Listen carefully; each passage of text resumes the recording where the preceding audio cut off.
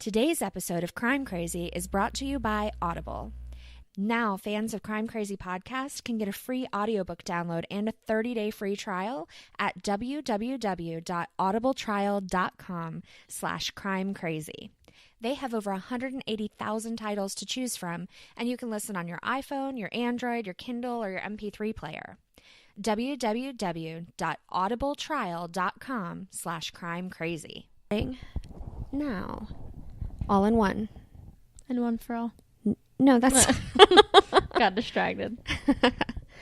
Welcome to Crime Crazy, the weekly true crime podcast with Eryn...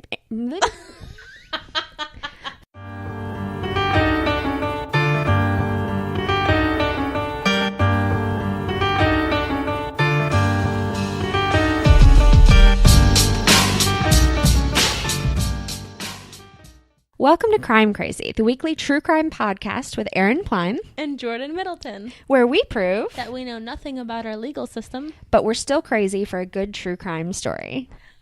Yay. Yay. I realized that dog on the counter looks like Oliver. He does.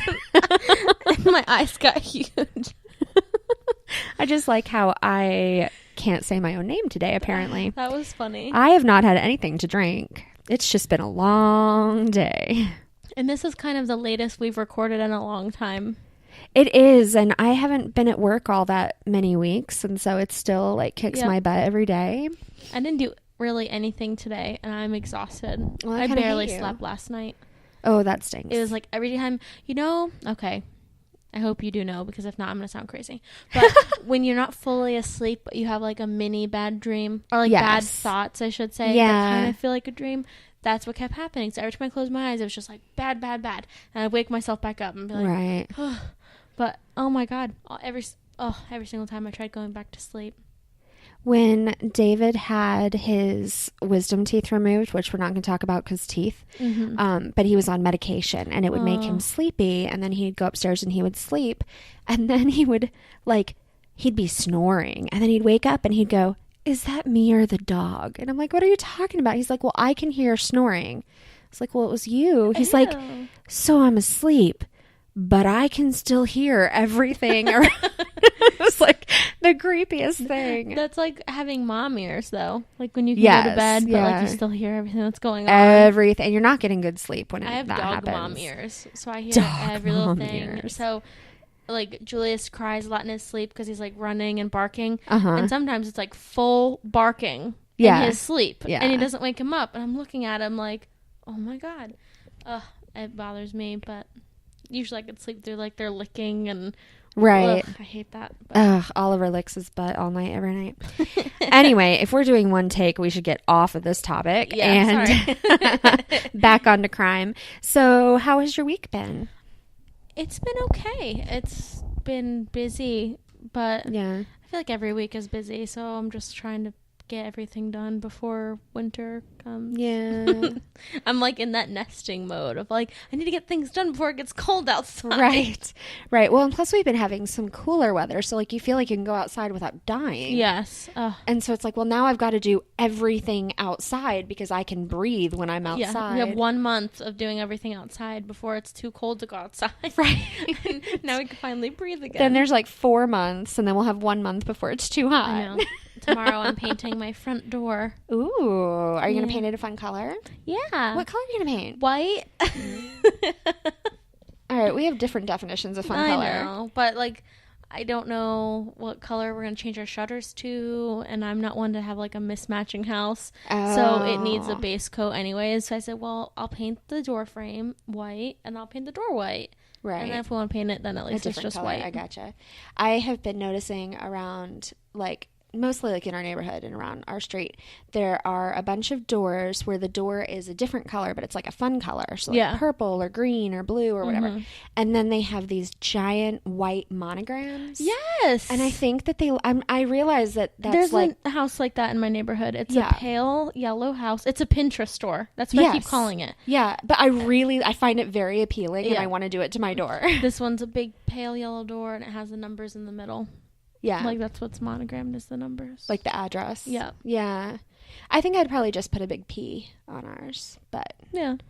And I would probably even do it. Like, I've seen the wooden ones, but I've also seen ones where they just, like, used their Cricut and cut out a decal. Oh, yeah. And that looks just as good and way easier, and I don't have to go buy any wooden letters. So. Yeah.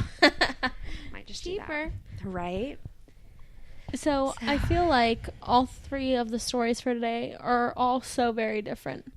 Like, sometimes, you know, there's, like, murder here, murder there. Or, like, you know, my two stories are totally different. And the hint you gave me about yours, I'm now concerned. I will have to tell you, there's a story behind how I stumbled across mine. And I'll tell you right before I tell you the story, because then it'll make more sense. But also, it has several crimes in it. When I started reading it, there was a definite crime. But then it turned out that wasn't what most of it was about. So it's an interesting story. I really liked it. Mine, I had no real inspiration except for the TV. Like Live PD? No, I wish, though. I love Live PD. I can't wait for it to come back. Did you see that there have been a couple other podcasts that are doing Colonial Parkway murders? I keep tagging you in all those posts. Yes, I finally saw. I was looking at that one on Twitter today. I hope somebody cracks the code with me. Right? Somebody solves it. I've talked a little bit to the people who run the Colonial Parkway murder like Facebook group, and I was trying to get them to give me some idea of, like, if they had, you know, was there something they felt the police hadn't done or hadn't looked into closely enough, or like a different angle. Did they have a suspect? Or I don't think that they're willing to talk about that, which is fine. I just, you know, I figure they know more about it probably than anybody else on the whole planet. Surely they have ideas. So. And then I was just thinking, we haven't heard anything about the other skeleton. I know. I keep DNA looking it should up. have been back by now, because mine came back from Ancestry.com. Right. Well, mine has already been, like, the 23andMe study that I'm doing. It's already been accepted and it's already come. So, no, I keep looking from time to time, and I haven't found anything new about it. Maybe that's for a reason. Well, if they found out it was a minor, then we wouldn't probably be allowed to know who it was. Yeah. But I feel like they would still release something about it. I feel like there should be some sort of follow-up. Yeah. But it's like, oh, everybody's forgotten about that by now, except for this one little podcast. So I'm not going to give anybody any information. Two women, it just won't let it go. It's like they're obsessed with dead people and crimes. I don't really get it. I don't care. I was watching Pretty Little Liars, and that's nothing but crime, and it's so dramatic, and it's so great. To the point where I watched so much of it today. I was, like, out in public, and I was like, looking over my shoulder, thinking people were following me, and I'm like, wait, I'm literally just buying a salad. Not doing anything crazy. I'm not interesting enough for people to follow me. So, all right. Well, are there any stories you didn't do for this week? There were quite a few, but yet again, I think I've told you this excuse, but it's not an excuse, it's the truth, that my computer screen, like, X'd everything out, like, I lost everything. Yeah. And I had a bunch of tabs open of, like, different crimes I wanted to do, but I remember a few of them, so I'll bring them back up. Okay. I was just so mad. I was like, whatever, I'll find new ones. I got really mad. I did set up that Pocket account. I know, I need to do that.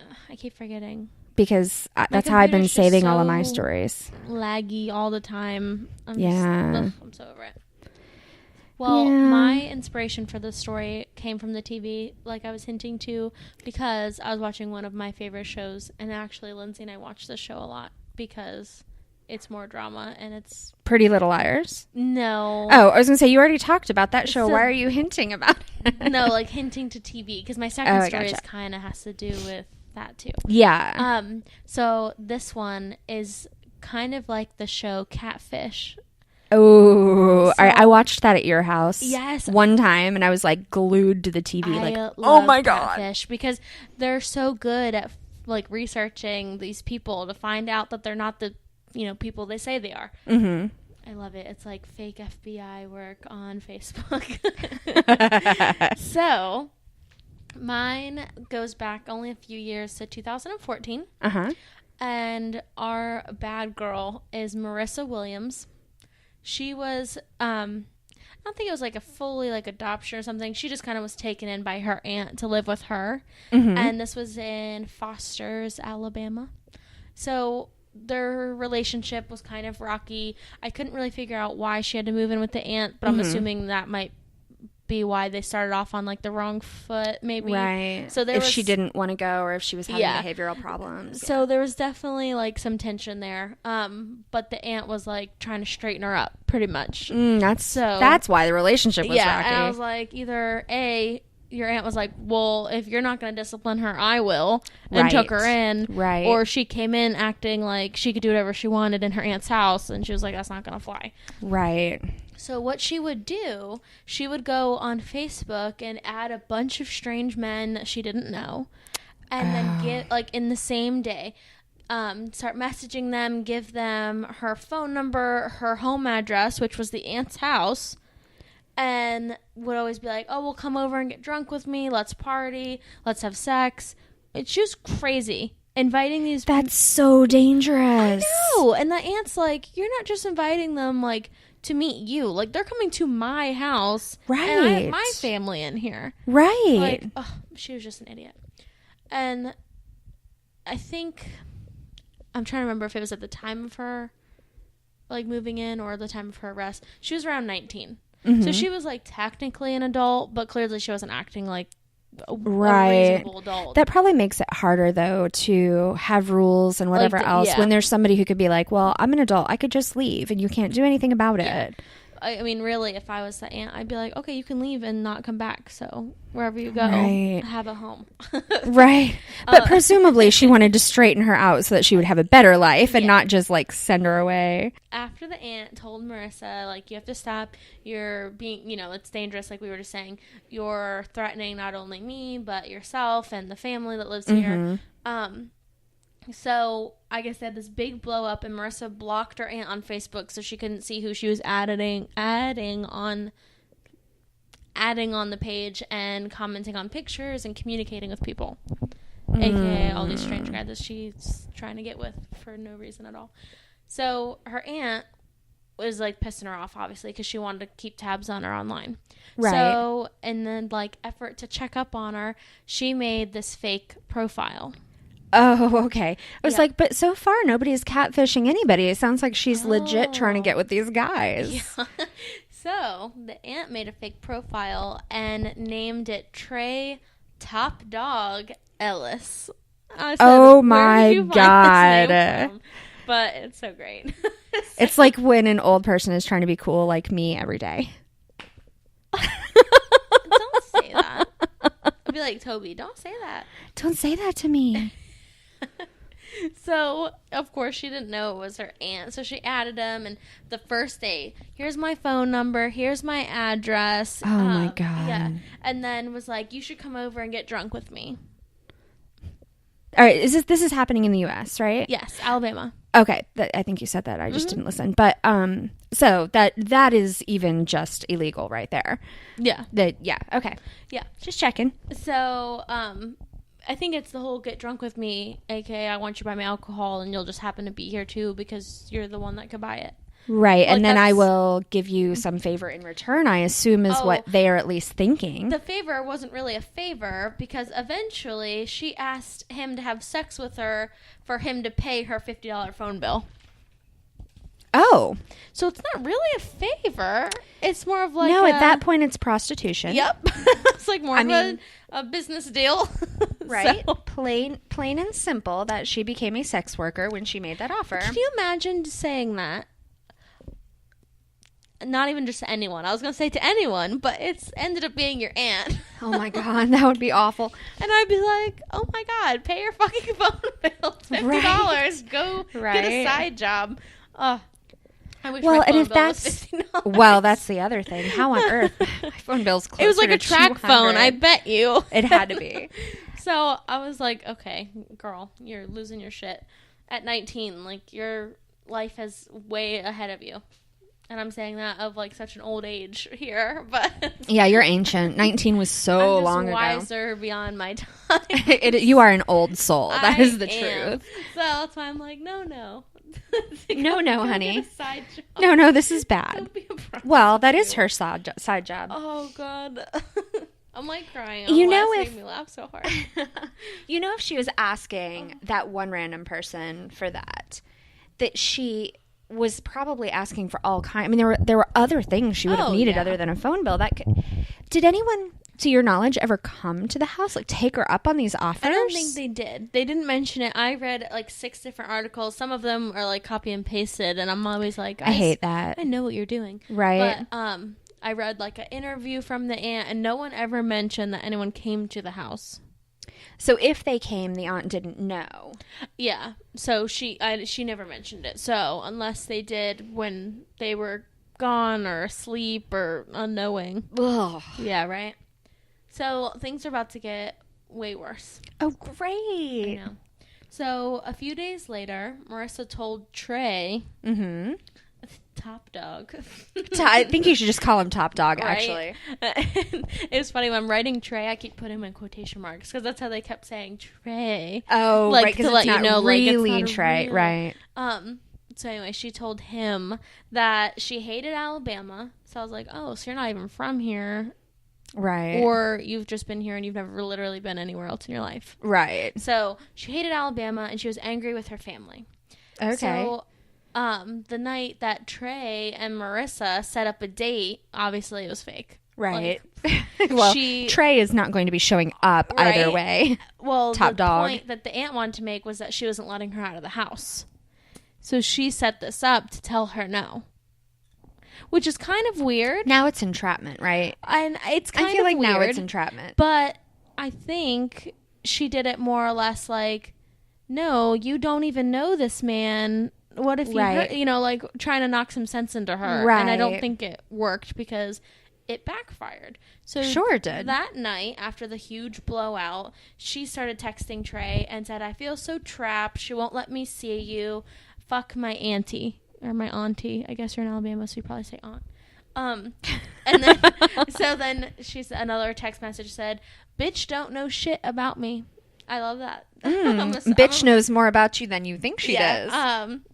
I'm going fucking crazy. You gotta get me out of here.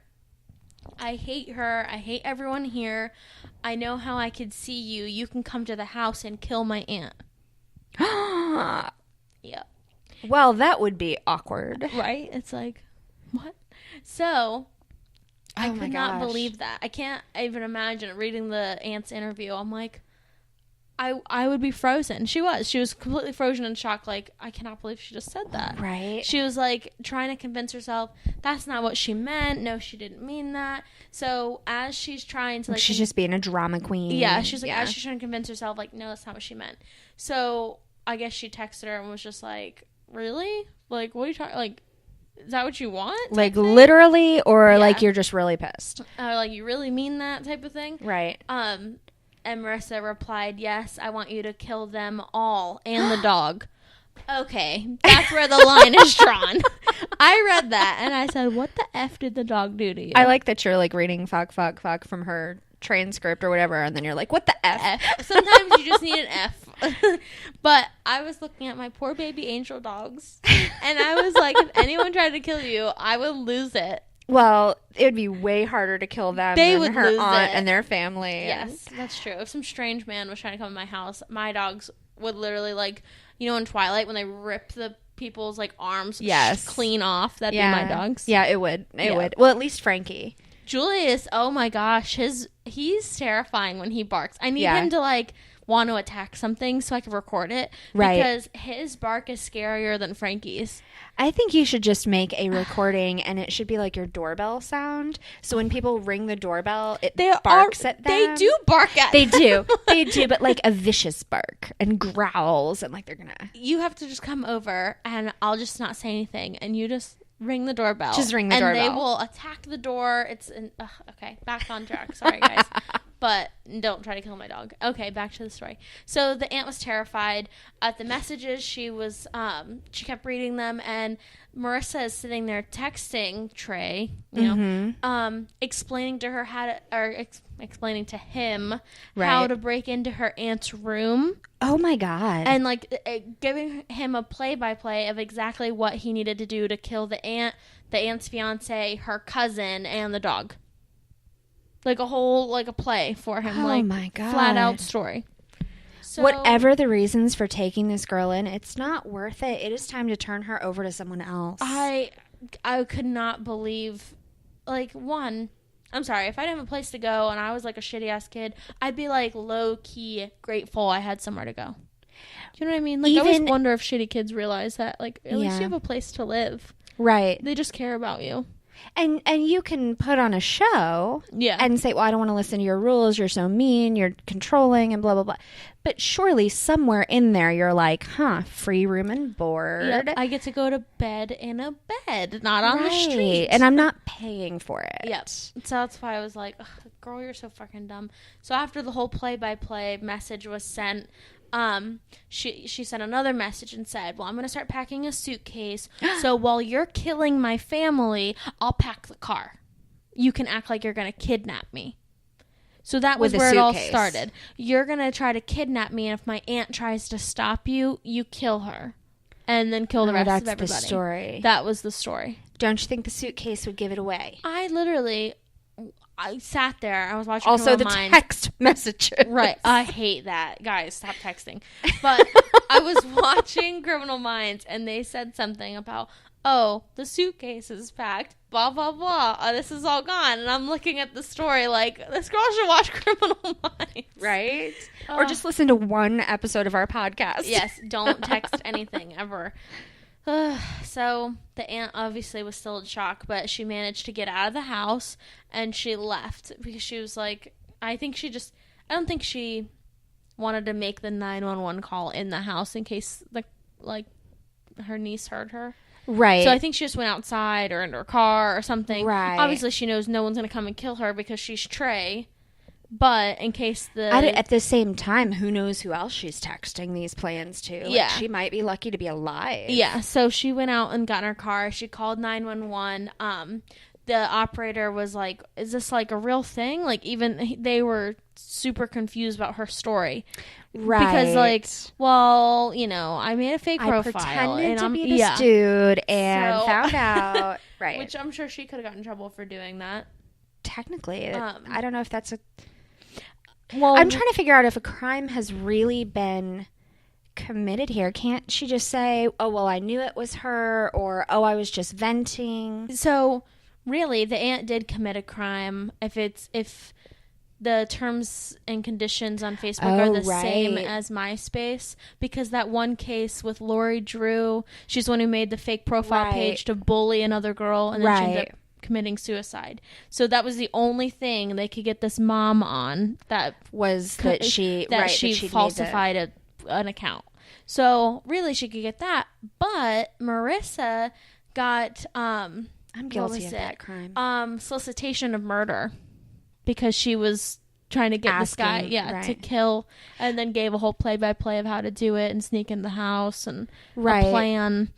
I guess when you start giving really specific details start packing a suitcase, then you lose the ability to be like, I was just venting. Yeah, because it started off with, you could just kidnap me, but if she tries to stop you, kill her boyfriend, fiance next, then go in my cousin's room, and then the dog will be in there, and kill it's like, girl, it ain't gonna work. So Why the dog? I know, right? Like, I'm sure the dog was fine. But anyway, so the police showed up. She was completely baffled. She had no idea how they would know. Yep. So then it came out that her aunt was Trey. She was completely shocked. So she was arrested for the solicitation of murder with a $30,000 bond. Oh, good. We know she doesn't have $50, so she's good. She can't even pay her fucking phone bill. So she apologized. I guess then in the trial, she apologized. She said she really didn't want anyone to be killed. She was crying a lot. Bullshit. So as soon as she was put on probation, she has ran away and to this day is still a fugitive. Talk about a shitty person. I mean, I guess, I don't know. Is it better that way? She doesn't have any kind of life.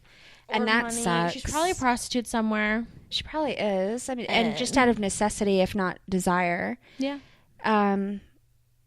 Yeah, I just hope that she never moves in with anybody that she perceives as controlling. Right?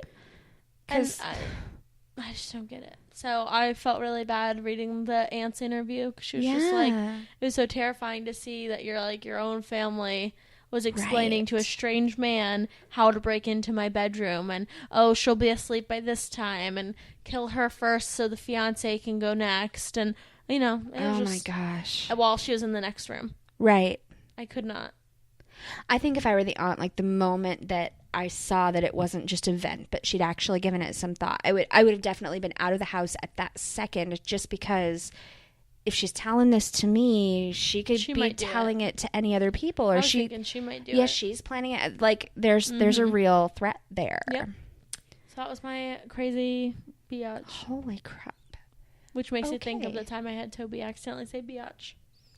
That was funny. And I was like, don't ever say it again. Never say it again. And he's like, okay.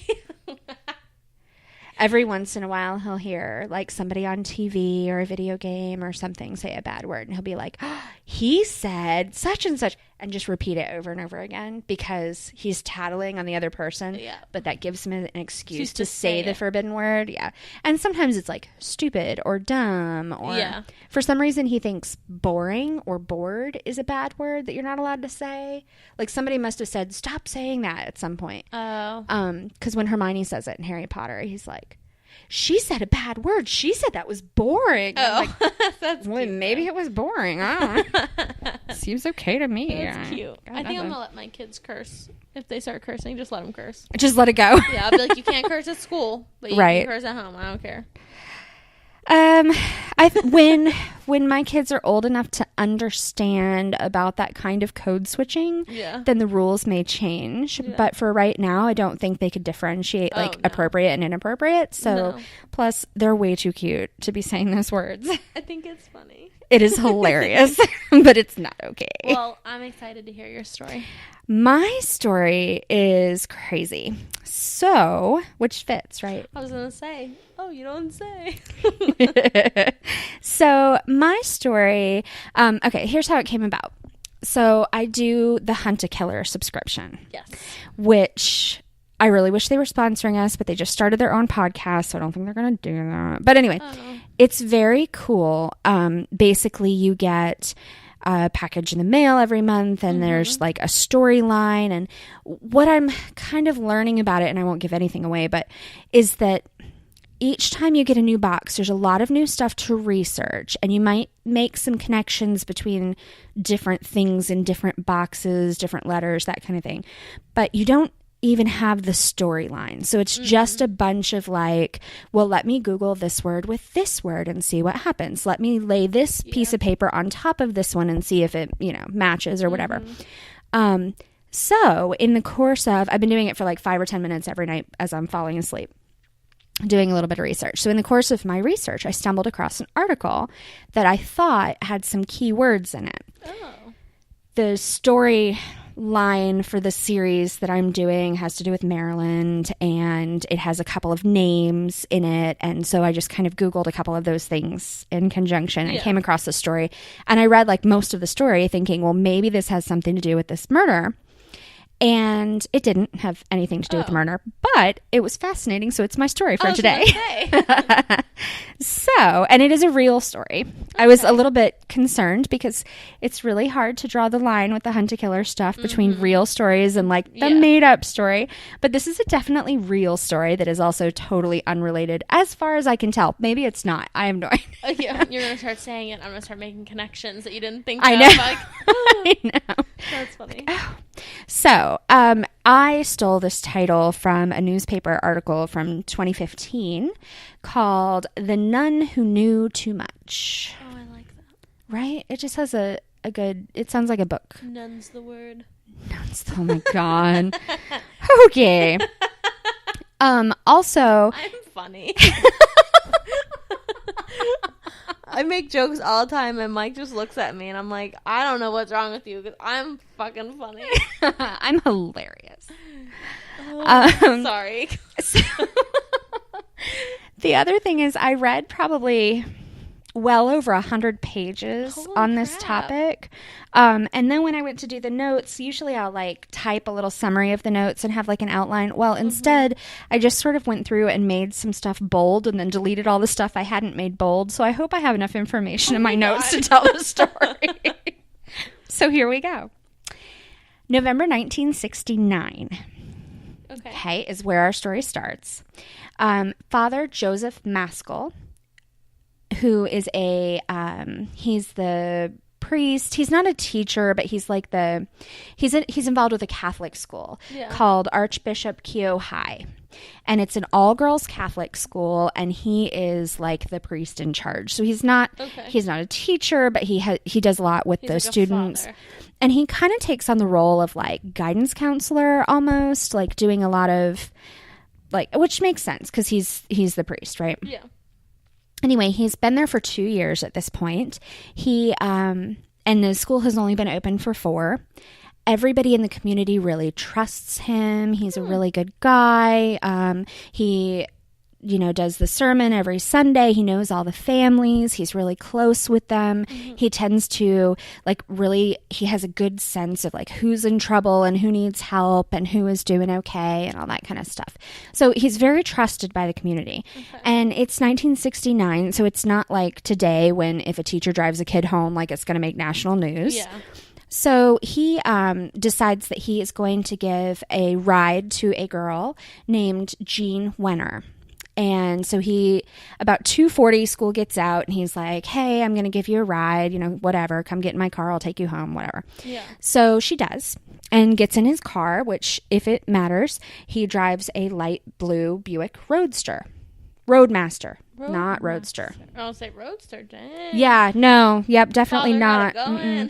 Nope. So he was about 30 years old. He was a pretty sturdily built guy. He was relatively good looking. Like there are some photos of him, and he's not like outstandingly good looking, but he's certainly like average good looking. Okay. And I think that, solid 6. Yeah, solid 6. Maybe even a little bit more on a good day. Oh. But yeah. So anyway, takes this girl, gets in the car. It is important to point out, like, the makeup of this school is going to become really important later on. So annual tuition at Keogh was $200 a year, which even in 1969 is like nothing. Yeah. And so a lot of working class or poorer families would put their daughters there because, it kept them out of the public school, or maybe they didn't want them to be, especially if they're living in like a rough neighborhood, then the public school is going to be a little bit rougher. They could send them to somewhere where they thought they were really getting a good education, good upbringing, and all that kind of stuff, but it was still within their budget. So anyway, Maskell does not drive Wenner home. Instead, he drives past the hospital and all the industrial buildings that are all around Keogh, and he drives towards the outskirts of the city where he stops at a garbage dump that's really far away from any homes or businesses. It's like out in the middle of nowhere. I wonder if she was like, you missed my street. Like, yeah, I don't know. Oh, no. Well, I say I don't know. But you can't tell me yet. I can't tell you yet. Okay. She would probably not have said anything. She probably just would have gone with it. Okay. So he gets out and she gets out. She's like, what are we doing here? And then she looks and she sees a body on the ground.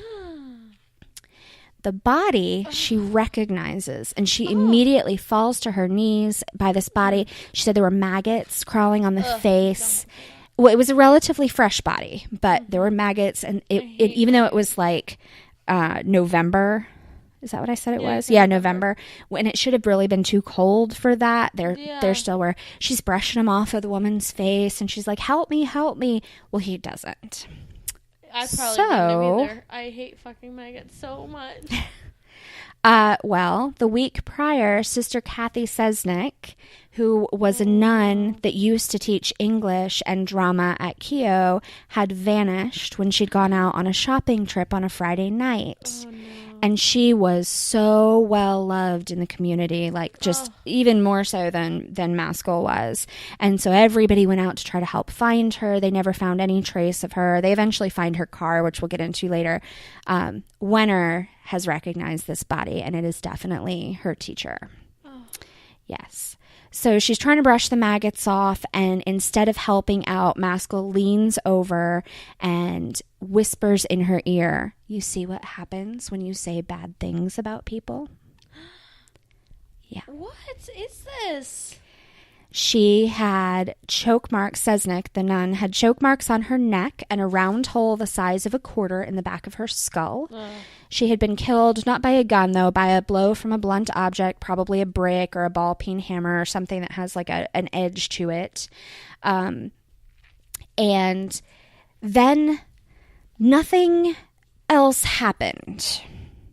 There was some investigating that happened. Nothing ever came of it. No answers were ever found. There were people who definitely knew what had happened, but no one ever officially came forward until 2015. Wow. Yes. So, all that time. Mm-hmm. So 2015, Dang. Or just before then, a group of former students, a police officer or two, some other like local people who had been around at the time or had a stake in the investigation started to get together and really start to talk about what had gone on at the school and how it was probably connected to Sister Kathy's murder. Wow. And, you know, they described her as a real life version of Maria, Julie Andrews' character from Sound of Music. So here is what was going on back in the 60s and 70s that made this. I kind of want to guess, but I don't want to be right.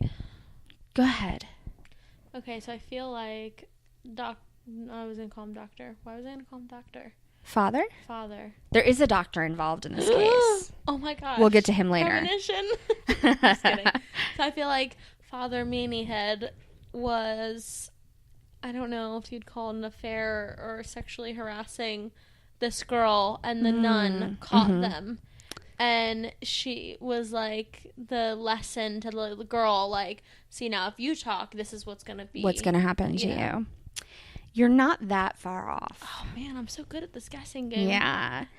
So the night that Kathy Sesnick disappeared, around 7:30 on November 7th, she had told her roommate that she was going to swing by the bank and then go buy an engagement gift for her cousin who had just gotten engaged. She definitely went to the bank. She cashed her paycheck, $255, and then she drove to the village shopping center where she bought something to eat at a bakery, and that was it. No one ever heard from her again. Like, no one saw her. There was no other evidence that she ever made it to any other store. Later that night, the roommate called to, when he realized, like, by about 11 that she hadn't returned and, like, hadn't called, and that was not in character for her. He called a couple of priest friends, because that's just, everybody is a priest friend in this story. And they drove to her apartment, and they ended up calling the police. And later that night, they found her brand new green Ford Maverick unlocked and illegally parked a block from her apartment, which was especially weird because she had a like personal parking spot in the lot right behind the apartment, so she wouldn't have needed to park that far away. Plus she never would have left it unlocked, plus she never would have parked illegally, plus she wasn't in the car. Like, there were a lot of strange things. So at the time, after the police got the call that she was definitely missing, there was a detective on the case. His name was Nick Giangrasso, and he was 28, and he had worked with the Baltimore City Police Department for 5 years, and he led the investigation for like 3 months. Because they didn't find a body or anything. She was just a missing person for about 3 months. However, after 3 months, they did find her body in the location where we already know it is. And it was outside of the city limits, so he had to turn it over to the Baltimore County Police, who have a wider jurisdiction. But he did say that in that time, he got the feeling that there was a lot going on between the police department and the church, and that things were not being done quite by the book, and there was maybe more going on that shouldn't have been. He said his first person, so then the county police take over, and he said the first person they were really interested in was Gerard Koob, who was one of the two priests that got called. Oh, okay. And the reason that they were interested in him is because he was the one that called her in missing. So he was, you think that people who are involved in the crime, like, they try to then put themselves in the center of the investigation. That's a little bit suspicious. Plus, it turned out that he had been in a romantic relationship with Sesnick for a long time. And they're not allowed to do that. Well, so 2 years before he was ordained and before she had taken her vows, they had been dating for a while, and he'd asked her to marry him. Oh. And she decided no, because she was going to become a nun. He was going to become a priest. That wasn't going to be allowed. Like, they didn't want to give that up. And so she turned him down.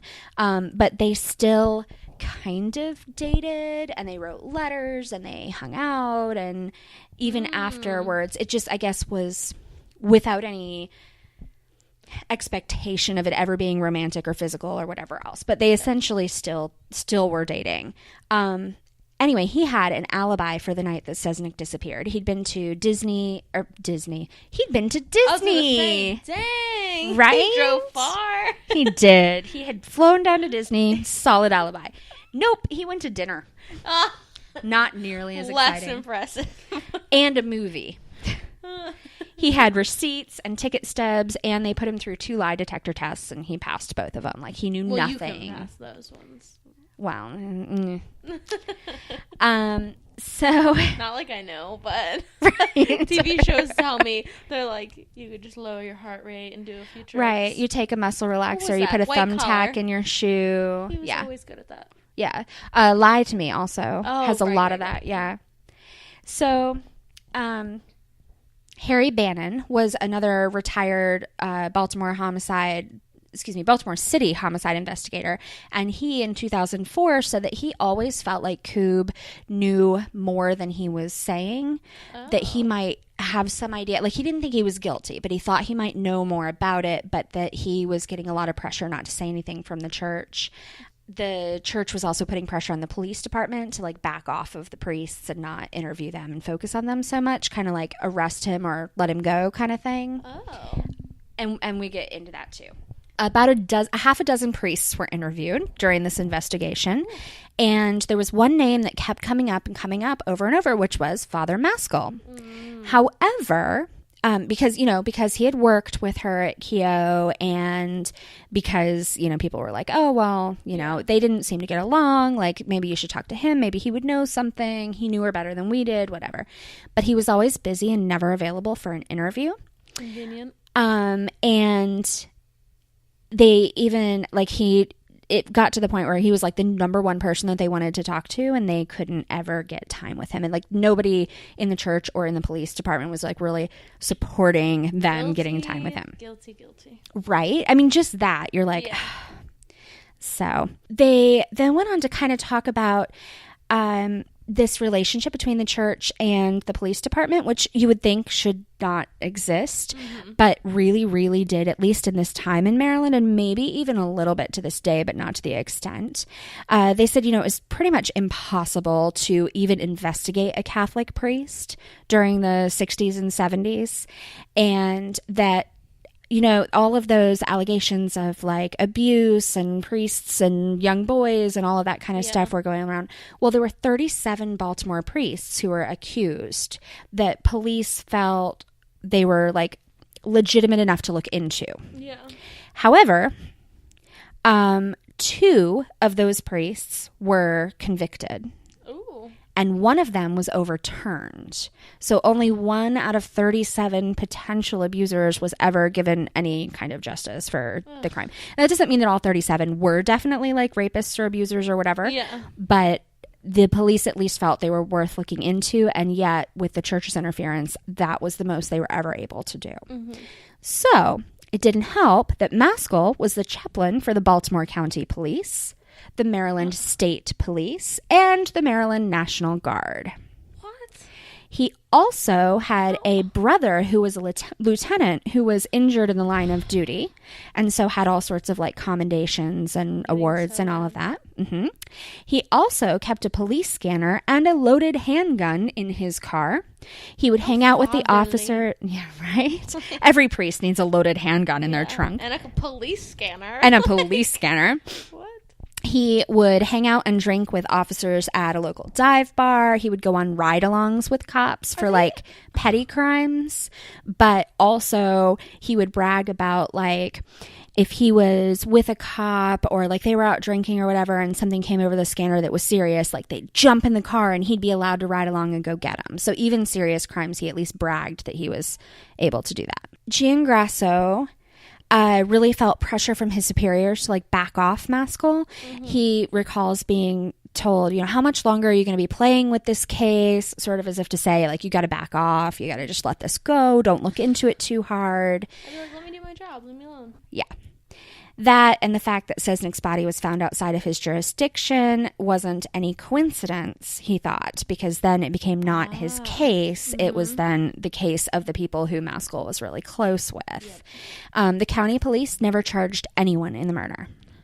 I would be livid if I was that, family. Yeah.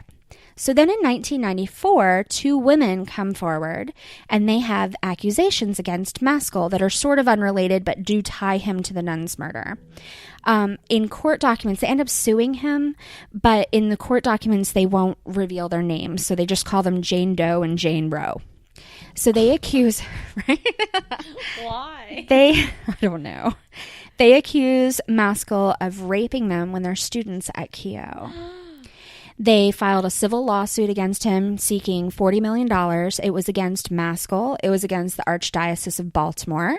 It was against the School of the Sisters of Notre Dame, who were the ones who ran Keough High School, and a Baltimore gynecologist named Dr. Christian Richter.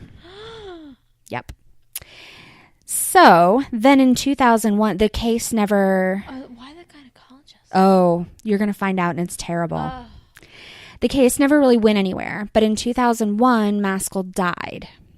And he actually died in Italy. And they don't know what he died from, because shortly before that, the Archdiocese was like, there might be something here. Maybe we need to investigate this guy. And as soon as he realized that the church might be turning against him, he checked himself into a therapy center, was like, oh, I have to, I can't survive on my own. This case has stressed me out so much that I'm having a mental break. And then he secretly checked himself out and went to Italy, and no one knew he had gone. It took another couple years after that before anybody knew that he had left the country. They just assumed he was still there. So in Italy, he dies. So as soon as he dies, the 2 women come forward again, and they're like, okay, so really we are Jean Wenner, who was the girl in the start of the story, and another girl named Teresa Lancaster. 8 other students also came forward. 4 of them said they were abused by Maskell, and the other 4 said that they were strong enough, or probably had strong enough home lives, is really what it comes down to, that they were able to fend off his advances. So he'd tried to do things to them, but they had managed to avoid him in one way or another. And the church's current position is that he was credibly accused of sexual abuse of minors. So, this would have been good to look into. Yeah. Whoops. So, here's the school. It's a very, traditional Catholic, if you picture a Catholic schoolgirl, right? Their knee-high plaid skirts, shirts buttoned up to their necks. This is, late 60s, early 70s, and so there's a lot of young people who are, sort of rebelling against their parents, and they're not sure if they really believe all the same things that their parents do, and so Maskell just preyed on that. He would let the girls come into his office even during the school day. He would close the door. They could smoke. They could drink alcohol. They could talk freely about sex and drugs. They didn't have to be at all afraid that he would tell their parents. He would give them tips on how to live with their parents and how to get along with people, even though they believed one thing and obviously their parents sent them to Catholic school. So he seemed like a really cool guy. Plus he was younger. He was only 30. And so, he seemed like a cool guy to be around. It said that he offered them spiritual guidance, hypnosis, booze, pills, and himself. Ew. I'd be like, pass on all the above. All of it. Yes. He targeted only struggling or badly behaved students. So he would even go up to kids and like ask them about their family life and ask them about like how they felt. Well, yeah. And then if you were having a good time, getting good grades, didn't have any issues, he would just pass you right on by because then somebody cares about you.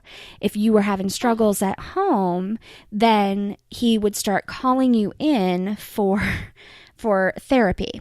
And you would even get called like over the loudspeaker.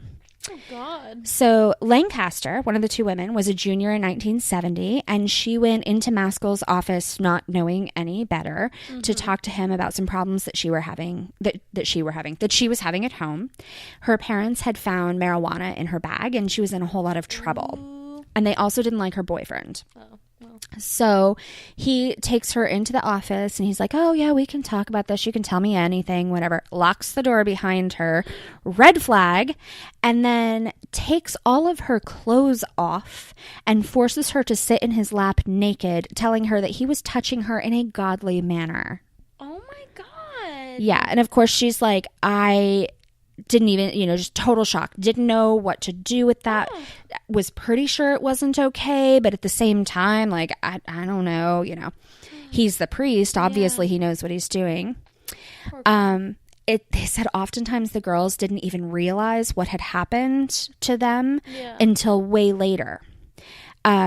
Sometimes they thought they were in a romantic relationship with the priest. Sometimes they thought that it was actually all part of a ritual that they just hadn't known about. They weren't given any sort of sex ed, so it wasn't like they knew. So sometimes, like Lancaster said, that he would sometimes play Irish music and make it like a date. She said there was even a month or so when I thought that we were actually in love. But then I noticed there were other people going into his office, and I was like, well, does he love all of them too? Like, obviously I'm not the only one. So when she like spoke up about it, gosh, I cannot talk tonight. It's late. We're this tired. I know, and this story is so upsetting. When she, mentioned it to him and sort of brought it up, like, I don't want to do this anymore. He threatened to have her expelled for drugs because that's, he knew everything about her, right?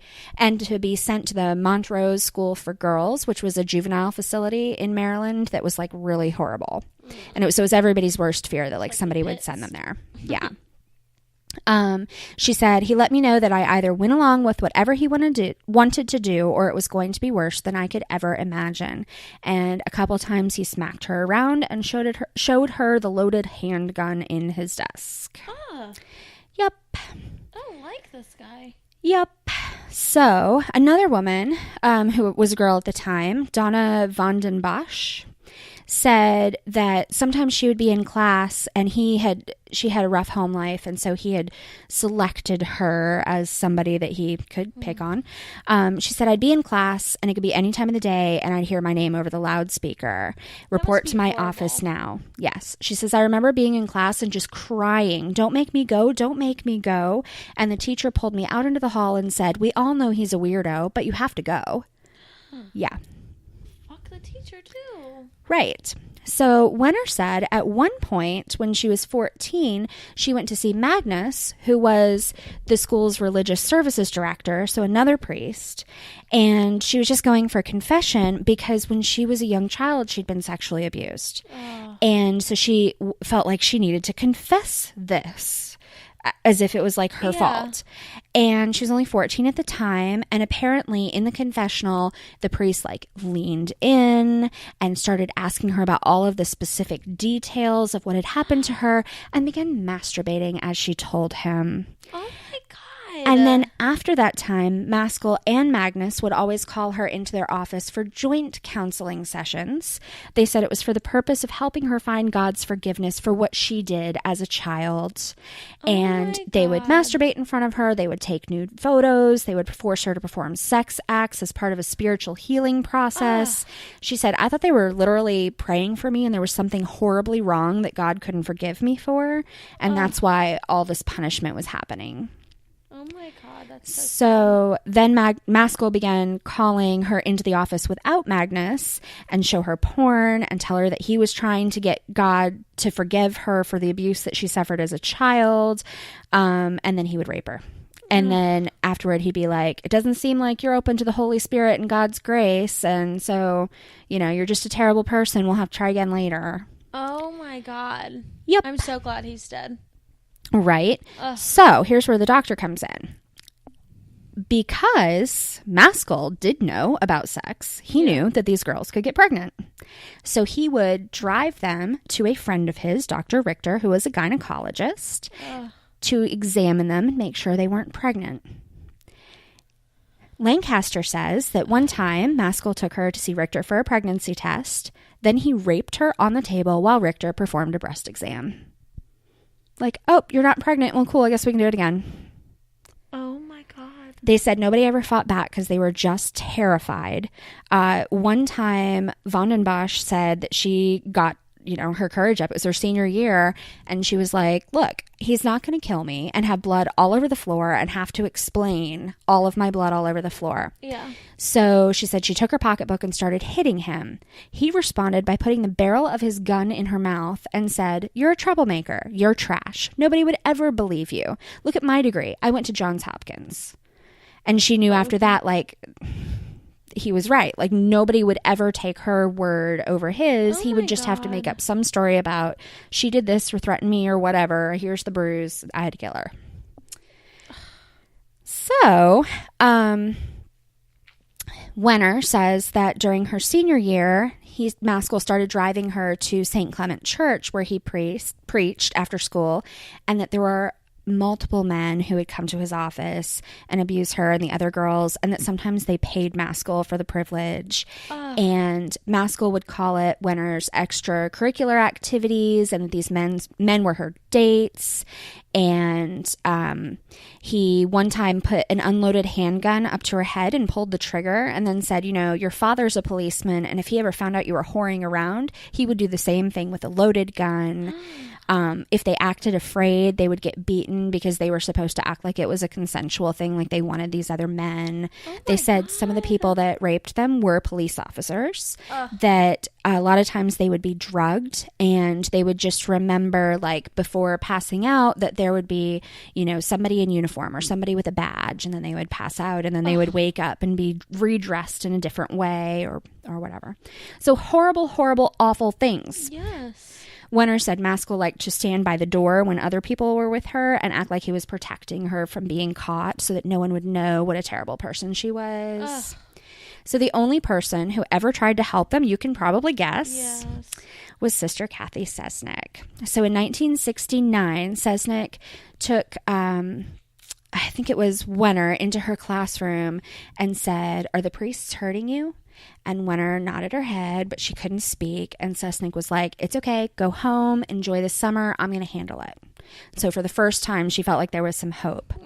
Kathy Hobeck said that she asked Cesnik to protect her from Maskell's abuse too in 1968, and that Cesnik would do things like make excuses whenever he wanted her to come down to his office. She would say things like, "Oh, she's in a study. She can't get away. We're in the middle of a test. Like, you'll have to come back later. She's sick today. I sent her home." Like, just lie for her. Yeah. And then in 1969, Cesnik left Keogh and took a job at another school. She said it was because she wanted to, like, expand her reach and help more students. But a lot of people that knew her thought it was really because she was really uncomfortable with what she knew was going on and couldn't really do anything about. Yeah. So even though she left, she was still really close with all the girls. They would come over to her house. Wenner did say that even though Cesnik promised to, like, do something and for her not to worry about it anymore and go home and have a good summer, that when she came back for her senior year, Maskell was even more abusive and violent than he ever had been before. Like, I think he got angry. And then another student who we don't know their name, they wanted to be anonymous, visited Cesnik at her apartment the night before she disappeared to tell her what was going on at the school. She said in the middle of the conversation, Maskell and Magnus barged into Cesnik's apartment without knocking. Maskell glared at me, she said. He knew why I was there. The woman said that then she left, and the following day, Maskell called her into his office, and with a gun in his hand, he warned her that if she ever told anyone what was happening, he would kill her, her boyfriend, and her entire family. And she has never to this day told anyone other than, anonymously what has gone on. In 1992, after Wenner came forward and reported him, about 5 months later, the church removed Maskell from the ministry to have a psychological evaluation. And that's where, and at this time, he was no longer working at Keogh. He was working at another church. But he denied all the allegations. Basically, the archdiocese was like, okay, whatever, you can have your ministry back. Ugh. They said they couldn't find any other victims to corroborate Wenner's claims. They had talked to all these girls and everybody else said, oh no, she's lying, which was interesting because her attorneys found plenty of girls to come forward, and more than 30 women came and told either firsthand stories of how they were abused or secondhand stories of like finding somebody crying in the bathroom who had been abused, or like my best friend told me, or whatever. So then they had the civil suit. It was in 1995, they finally arrested him, and it was all thrown out of court on a technicality. So in Maryland, victims of sexual abuse have 3 years from the time the abuse ends or from the time that they discover they'd been abused. So like if I found out that when I was 1 year old, somebody had abused me and I just found out now, I have 3 years to like press charges against them. So the argument was made that these women had really repressed these memories and they did not remember until like 1994, 1995, 1992, whatever, that this had happened to them after it was like after their moms had died, when they saw a photo in a yearbook, like these things like triggered it. However, I don't know how much you know about like recovered memories and that whole scare. So around this time, in the 80s, there were a whole bunch of children who went to see therapists, and they were doing these like memory recovery exercises. And these children would recover all of these memories of their daycare workers, like doing horrible things or being in satanic cults or like sacrificing people or beating them or abusing them or whatever. And then it came out that all of these memories were really kind of planted by the suggestions the psychiatrists were making in these sessions. It was like hypnosis and that kind of thing. And so they were all fake. Well, this was right after that. So the general public feeling was recovered memories can't be relied upon. And since these girls were claiming to have recovered memories, they must be lying.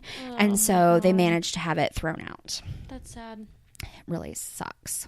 However, because of the court case, the police did start to investigate Maskell for rape and murder again.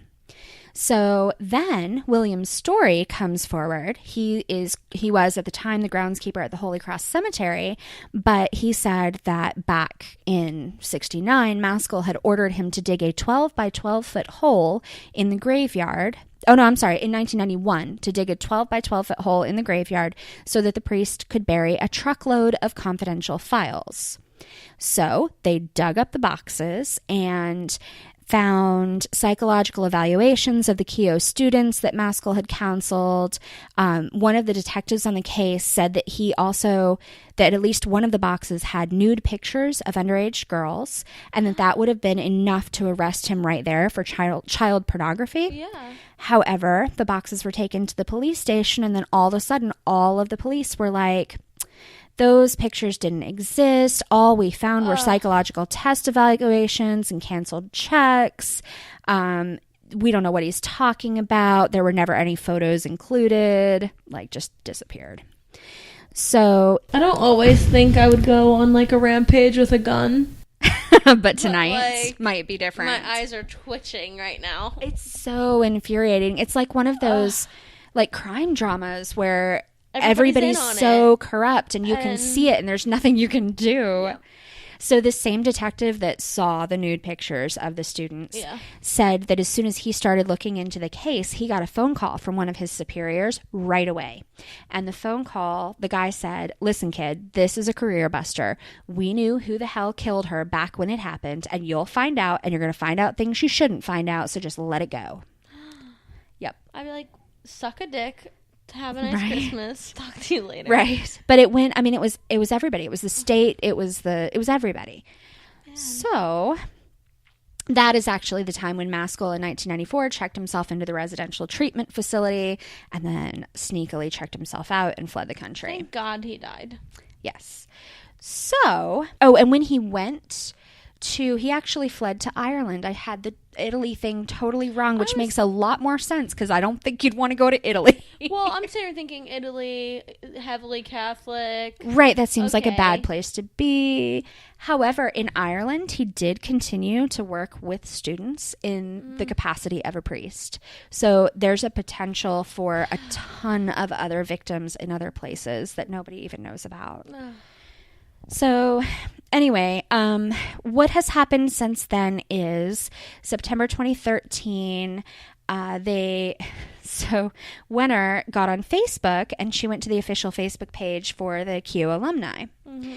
And she asked if anyone knew anything about the abuse that had taken place back in the 60s and 70s. And all these people came forward. Oh, wow. And then she said, I think this might be tied to Sesnick's murder. Here's why. She said at that point, all hell broke loose. Some of the alumni accused her of launching a witch hunt, and then the school administrators banned her from the page for inappropriate content. Oh my God. But she just went ahead and started a new page and a support group, and they've been looking through all of the files and everything else. They think that they have identified somebody else who was involved in the murder who is still alive, but they don't have enough evidence to like really prove that person was there. Mm-hmm. It was somebody who was also like somebody of note in the initial investigation. Okay. And so they really need evidence to prove, because that was probably covered up as well. Now they have to have like solid evidence before they could possibly bring that forward. So in 2010, the church apologized and paid Lancaster $40,000 as part of a group of settlements it made with sex abuse victims. And the archdiocese offered to have O'Brien, who was, I don't even know who he was, somebody super important, apologize to her in person, and she declined. She said, I'm so through with you people and your skirts and your strange men in their outfits. It'll be a cold day in hell when I sit down and look at that man. Oh. So the really cool thing about this, it's frustrating because Maskell still has never been charged, even like after he was dead, which is something that you can do.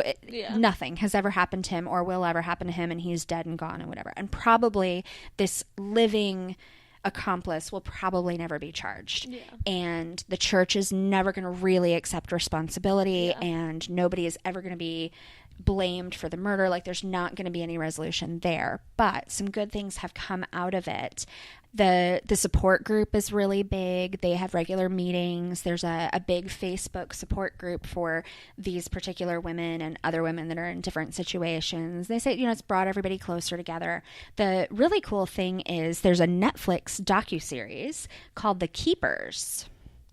And it is all about this case. I so want to watch it. But it's going to make me so mad. I agree. Well, and you know how it ends, right? And of course, they take liberties with all of that kind of thing. Like, there will be things in there that don't match the official story, and there will be characters that are different people because they have to up the drama. Yeah.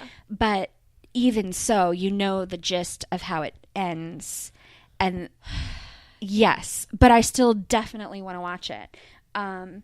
So they did interview the director of The Keepers on a Reddit forum. They did one of those, like, Ask Me Anything. Oh, yeah. I love those. And they asked if he would consider doing a second season talking about Maskell's time in Ireland. And he said, well, no, there's not any plan like that in the works, but I'm very afraid of what they're finding out.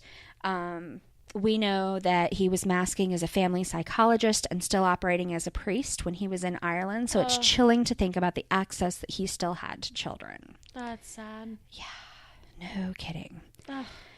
So I am definitely going to be watching that, but I also found something really interesting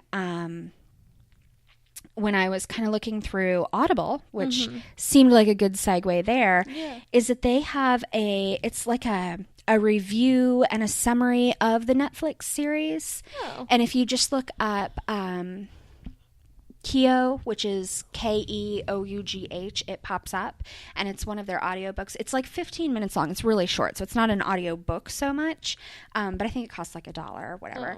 And it just kind of, it gives a review of it. It explains what the series is about and kind of talks about it in terms of like the real world versus the series and that kind of thing. I listened to a little bit of it. It was really fascinating. So if you don't have Audible and you would like to sign up for Audible, you can get a free book. And that could be your free book, although that book's $1. You should get a better book for your free book. And then just spend $1 on that. Yeah. But audibletrial.com/crimecrazy is going to give you a free audiobook and a 30-day free trial. So they won't charge you anything during that time. And then you can download anything you want, right? No, but that's a pretty decent deal. Some of those books are like $20-$30. And when you run out of podcasts, like download an audiobook. Which actually you were talking about a potential audiobook that's related to your story. I would not listen to it though. No. Well, you know what though? I've read more Stephen King than I will ever watch. Yeah, I don't know. Like, I want to read a Stephen... I don't know. It freaks me out. I feel like my imagination is too wild for that. Too good. One that I read when I was younger a whole bunch of times for some weird reason was called Eyes of the Dragon. And I think if I reread it now, I'd be like, what the hell were my parents thinking letting me read this book as a teenager? Because I kind of remember different parts of it that at the time wouldn't have meant anything to me, but might have actually been really, really bad. Oh, no. But the part I liked, one of the characters gets locked up and he spends a lot of time like planning an escape, and it's very detailed and tedious, and I just really enjoyed that. I've always enjoyed books like Hatchet and all those where you learn all the details about how somebody's going to do something. So I'm sure that one's on Audible. That could be your free book. See, I was going to say It. Yeah, no. Because, the craze with the movie out now. Which I did go see. And you did go see? I did go see. Ugh. I went with Sarah and Lindsay, and I really want to take Mike to go see it. So I'll probably end up seeing it twice. You're insane. Yes. Because I was invited to go see it. A lot of my bad dreams have been about it. Yeah, I'm sure. But I feel like with bad dreams, like it's always like a scary person, thing, monster, whatever. The more I watch it, the more I can make fun of it in my head. And I'm like, this is not that bad. Like, so I think I need to do that. Sure. But I will give this movie some credit because the new one, the old ones are funny now. I could watch it because it's just funny. But the new one, it was like half horrifying, scary, and the other half was hilarious to the point where I was like almost in tears. Like the little banter and one-liners were great. I've heard that it got really good reviews. Oh yeah, and I guess if I was going to experience it, the guy who plays I would read it. Is like hot, so it's hard to not like him. So people were like, "Is it weird that I'm oddly attracted to him?" And everyone was like, "Have you seen him without the clown makeup?" Anyway, see, that's how I felt about Gaston in Beauty and the Beast. Oh but yeah, that's more my speed of movie. Well. One day you'll have to watch it, and that's just that. Yeah, that's not happening. That's never happening. Oh, what about the old ones? No, probably not. Really? Yeah, no. But it's Tim Curry. I'm a chicken. He's great. No, I can't. I would be much more likely to read it or have it read to me than to go watch it. No, my imagination is way too strong. I would make a scarier clown than they've ever come up with. Yeah, it's probably true. I should just avoid it altogether. Okay, let me read my story about clowns. Awesome. I named Nightmares headed our way. Right? I know. I'm going to watch like cartoons before I go to bed.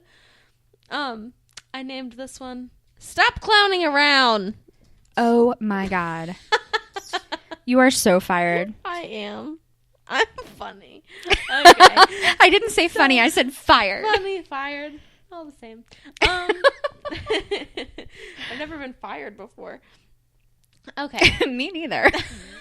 Let's keep it that way. Okay. Okay, so this was in Phoenix, Arizona, and this was September 27th to be exact, 2016. Oh, that just happened. Yes. Not even a year ago. So, do you remember in the news with all of those creepy clowns started popping up everywhere? Yes. This was semi in that kind of tail end of the phase of scaring people. So where did that come from? So it was in numerous states. So I know, but like, why did it start? I have no idea. No, I don't think anyone really actually knows. It just happened. People were just like, dressing up like okay, clowns. And just standing in the wood line. And right, but then some of them like hurt people. And they didn't hurt. They chased kids. And then chased kids off a bus. Like they got off the bus and at the bus stop they chased them at a playground. I thought somebody got killed. I don't think anyone got killed in this time because I was reading the timeline. Right. So no one was mentioned that they were killed. That they were killed. So maybe that's just in my head. It might be. So this one is towards the tail end, and they were not the creepy clowns who stood on the side of the road and chased you with like a saw, but my guys were like masked bandits. Wait, what? So they wore clown masks and they robbed 2 fast food chains. And it's so funny to me. Okay, it's really not that funny, but it kind of is. Okay, so it's 2 different fast food chains were robbed by 2 teenagers in these clown masks. They weren't very good. Everything else was not clown costumey. It was they just had a clown mask. And dude, you gotta at least put on the big shoes. I think they just hopped on the bandwagon of the scary clown thing. Right. So they just hopped on and they were like, oh, we're scary. So one acted as the armed robber. He's one who would run in. He would taunt people, get the cash. He always shot once, but never shot a person. Like into the ceiling or something? Yeah, like he would just shoot to be like, look, this is loaded. Like, you know, like a warning shot type of thing. And the other guy was the getaway driver. So he would wait in the car, you know, drive away. Also wearing a clown mask. I hope that it had big enough eye holes that he had really good visibility. Right? I mean, not that I'm worried about his safety or anything. So they first robbed a Domino's pizza place. And while the police were investigating that, like it was like the next day, there was like hardly any cool down time, they went and robbed a Taco Bell.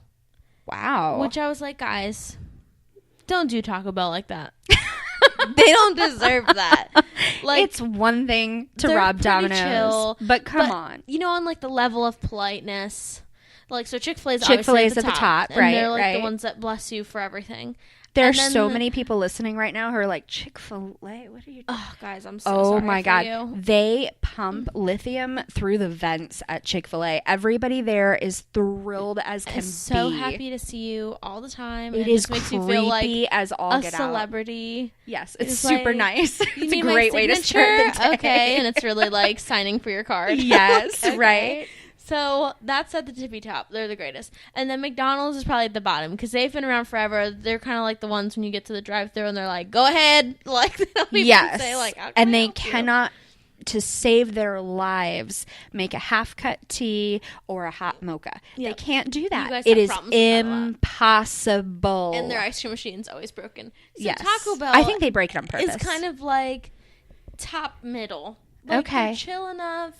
They're open late for all the drunk people to make sure they eat before they go to bed. Right. And now they're up early for all the drunk people going to bed. Or going to work.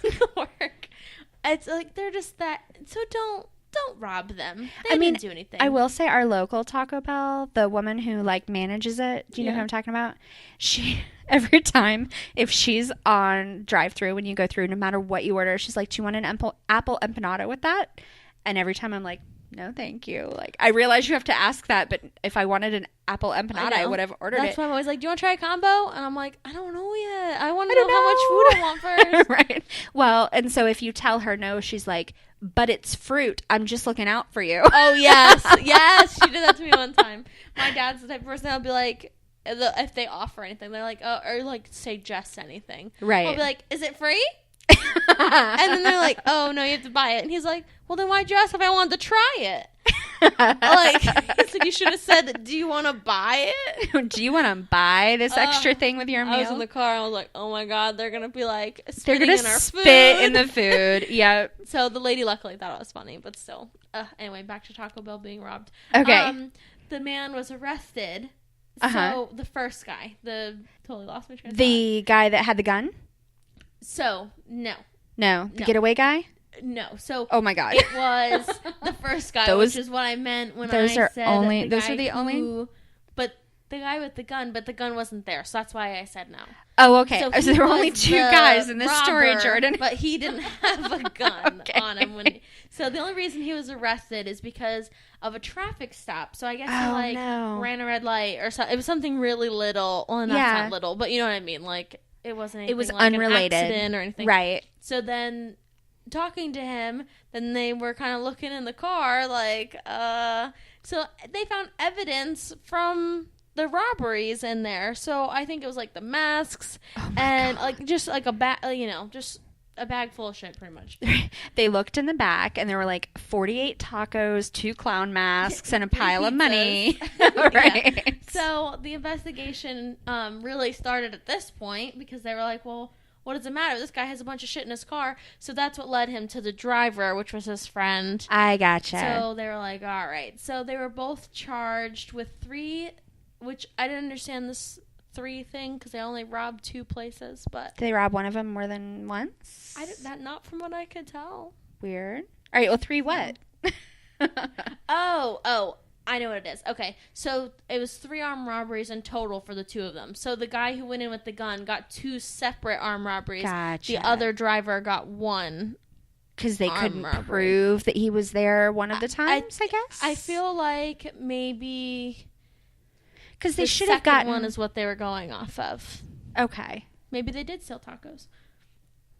But the driver was charged on separate, getaway car type charges anyways. So I think they just kind of tacked that armed robbery on there too. Like, well, he was an accomplice for both of them. So here's his one. Right. And then we can definitely prove he was at one of them. He was at both of them, but we'll just do the one that we can get away. Yep. And then since the story is so new, I don't know what they're doing with their lives. So they might be at a jail or on probation or I don't know. Well, if they had no criminal history, I'm sure they did. I mean, they probably did. I can't just rob a store. I have no criminal history.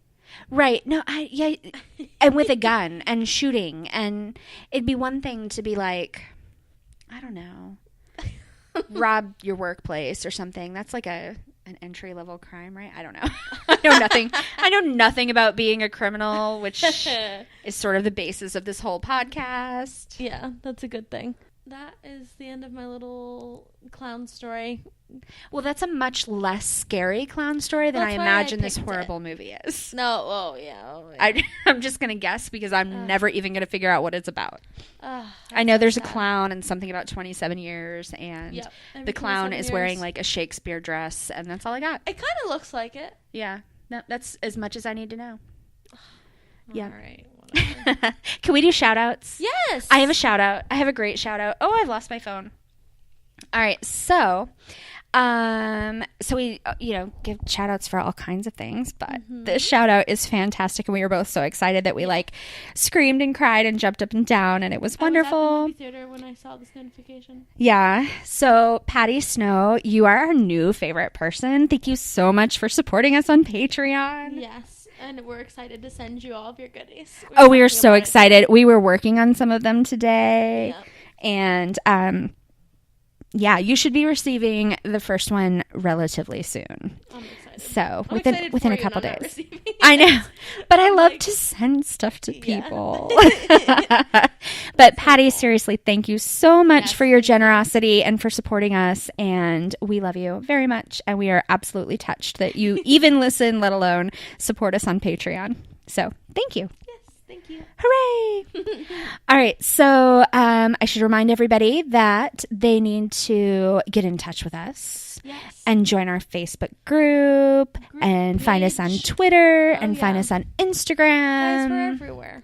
We are everywhere. If you go to crimecrazypodcast.com, right at the top of the page is everywhere that we are. Yes. So you can definitely find us. We're doing some sticker exchanges right now, and we have some new members in our Facebook group that are really cool. And so now is the time to reach out. And obviously, if you guys have any stories or direction you want to give us to go a challenge again. Like a challenge. We are very good at challenges. Yes. Well, actually, we're sort of 50-50. We did really well on the first one, and then the second one we tried really hard on. Well, sometimes that's the way to stump us. It's true. Give one that seems really obvious. Yeah. Instead of Peruvian llamas. That I was impressed by me finding that story. I was like, I think you win. I'm never gonna find a story with a crime and a Peruvian llama. And then you did. And then I did. Because you didn't even have to make it up. I didn't. I was going to make a big crime up and just be like, and then they all flew away. On Peruvian llamas. So anyway, definitely get in touch. Tell us what you think. Leave us a review on iTunes. And if you love us and you want us to tell everybody how much we love you, you could certainly go to our Patreon page and support us. Plus, we'll send you all kinds of goodies. Oh, yeah, that's true. I want to, like, support us on Patreon to get our goodies. You want your own goodies? Yes. Let's see. Can you get your own goodies? Well, you never even listen to the podcast episodes when I publish them. So true. Sending you an extra episode I feel for like I'm Patreon. living it real time. It's true. So I'd like to just go with the flow on that one. However, the blooper reel that I have about half put together now that I am about to send our new best friend. It's probably like 18 minutes of me acting like a freaking idiot. And then like 18 minutes of your dogs barking. And Yay! Then me I love my dogs. Talking way too much and over top of other people. I need to check on that. You need to check on the dogs? Just to make sure that they're not cold, because the AC automatically kicks on at night, and it gets so cold downstairs, and that's where they are. So I'm always like, I'm so sorry. They're going to be in their little kennel shivering. They're giant kennels. Yeah, I was like, they're human-sized kennels. My friend Jackie came over the other day, and they were up to her shoulders. I was going to say you could almost stand up in those kennels. She's like, if I didn't have a head, I could stand in there. Nope. If you didn't have a head, you would not be standing at all. You'd kind of flop into a puddle. I'd hold her up. Oh, okay. That's very generous of you. Oh, my God. Okay, I think it's probably time for us to end. I'm getting, like, out of it. I'm like, where am I? So, in that case, Jordan? Guys, please don't end up on next week's episode. Not dressed in a clown mask. Not abusing Catholic schoolgirls. Not cool. Don't text people you don't know. Don't text people you don't know. Don't text anybody, guys. Stop texting. That's a good general rule of thumb. Don't text. Okay. But until next week, have a great week. I was going to say, Auf Wiedersehen. I don't know why. Thanks for listening to this week's episode of Crime Crazy. We hope that you enjoyed listening as much as we enjoyed making it. If you like our show, please tell a friend, or better yet, subscribe, rate, and review on iTunes or your favorite podcasting app. We really appreciate your feedback and want to give you a shout out on the next episode if you leave us a review. If you leave us a review somewhere other than iTunes, just let us know. If you loved our show, consider donating to our Patreon. We have lots of great surprises that we want to share with anyone who supports us. And let's be real, it's really just an excuse to send you cool stuff. Thanks again, and remember, even though we really have no idea what we're talking about, we'll be back next week to talk about it all over again.